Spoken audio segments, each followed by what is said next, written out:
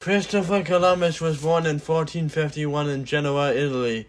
As a boy, he often went to the harbor to see ships sailing in and out of the bay.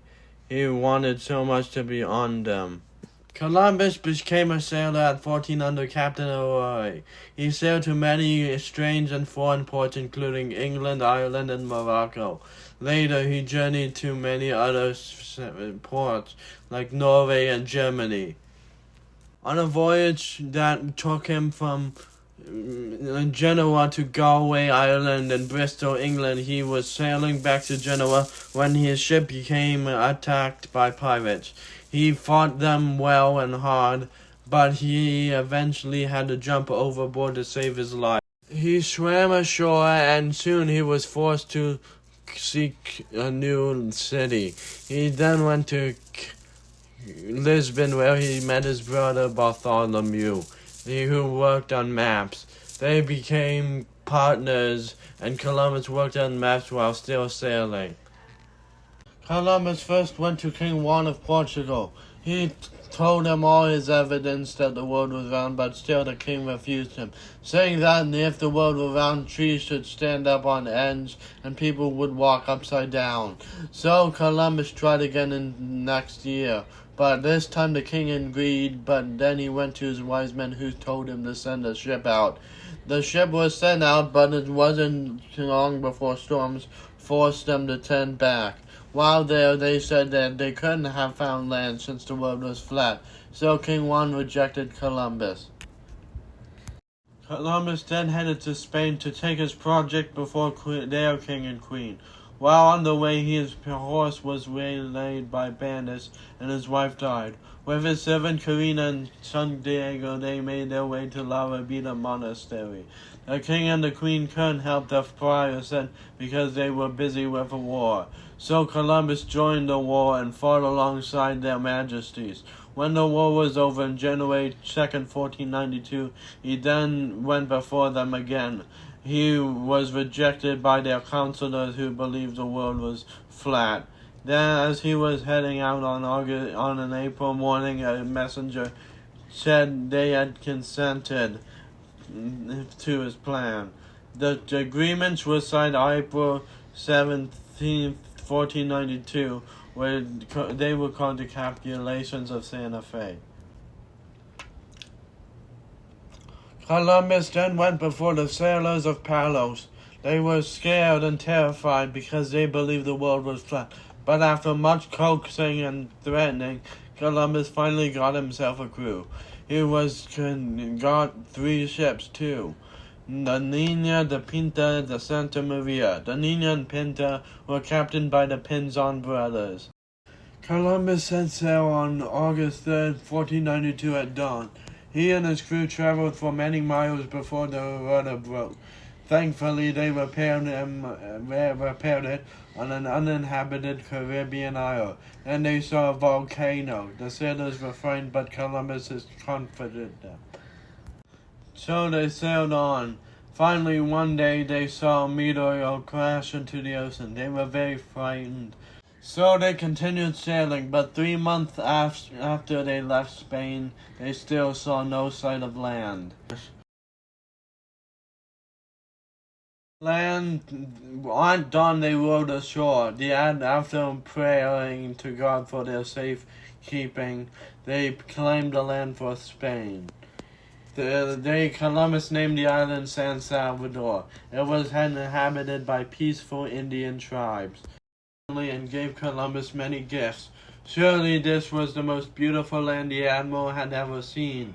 After some more exploring, in which he discovered 2 other lands which he named Ferdinand and Isabella after the queen, he then went to Cuba, which he named after Juana, the prince. These men found lots of gold in Cuba, but they found even more gold in the next later island, which would later become Haiti and the Dominican Republic. On December 25th, 1492, the Santa Maria ran aground. Columbus raced up with his fellow men and saw that a big rock had made his ship run aground. Quickly he ordered all the timber and of the Santa Maria to be converted into a fort, and told his men to move his supplies to the fort as well. Concluding this, he and his men had a sham battle in order to impress the chief, whose islands were constantly under attack by natives called Caribs, who were cannibals. Action.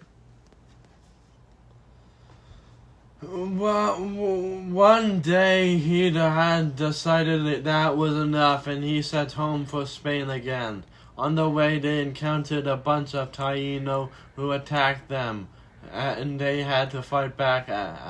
After one was caught on the boat with a sword and another was wounded by an arrow, they retreated. The Columbus set sail back home for Spain. On the way, he encountered many vicious storms that flooded his ships. When Columbus returned in Spain, he was a hero. He was constantly paraded through the streets and cheered by crowds shouting, "Viva Almirante!"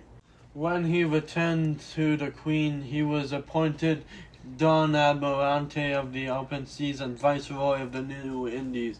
On September 25th, 1492, he then sailed back with his men to the colony of La Navidad, but he found it bent to the Action. Upon returning to La Navidad, Columbus found it destroyed. He had learned that his men had been very cruel to Indians, killing them. The men and the natives fought back, and in the battle slew them all. Columbus then built a second site named La Isabela. He governed fairly and kindly, but Mexico was unhappy with him. Mexico was a Spanish noble, and he organized his rebellion against Christopher because he believed that foreigners shouldn't govern. After much blood was spilled, Christopher hung Mexico as a rebel, and there was no more rebellion. He soon grew weary from the sea again. Columbus set out on his third voyage. He discovered many unknown lands, such as Jamaica and Bermuda. So he sailed, but he knew he must answer for his crimes because he had not found much gold. So he sailed back to Spain and admitted it to the Queen. Then on his way back, he eventually discovered South America. But he made his way back to La Isabela and found it in rebellion. He quelled the rebellion and hung the mutineer Rodan, who was the leader, by his neck. But many and that Columbus was treating the natives fairly, so they returned to Spain. They made horrid lies about him, calling him an evil tyrant. Columbus sent Doña Isabella, Queen of Spain, sent a man named Francisco de Bobadilla to investigate. On paltry evidence, he had Columbus arrested and thrown in irons. Columbus was hauled back to Spain and shown to the king and queen in chains. They were so horrified that they let him go immediately. So Columbus sailed back again. Columbus eventually was freed and acquitted of all charges. He sailed west again for his final voyage. On one of his travels, he met an Indian tribe who didn't want to share their food. The sailors starved, but Columbus tricked the Indians with a solar eclipse. Then they gave him their food. Then one day, Columbus sailed back for home in Spain. Action. Columbus was sad and depressed. He had not found many gold, and he had been falsely accused. The sadness and grief made him old before his time. He never went to sea again. On May 20th, 1506, the admirable Christopher Columbus left this world, never to return again.